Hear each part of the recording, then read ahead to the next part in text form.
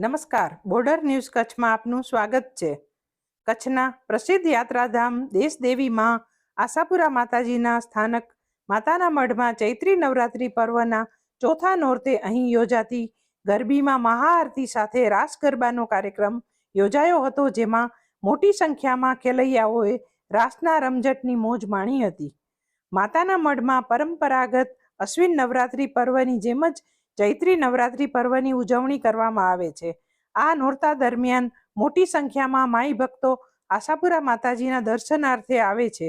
માતાના મઢ ખાતેના મંદિર પરિસરમાં ચૈત્રી નવરાત્રી દરમિયાન માતાજીના ગરબાની સ્થાપના કરવામાં આવે છે અને 9 દિવસીય નવરાત્રી પર્વની ઉજવણી કરવામાં આવે છે।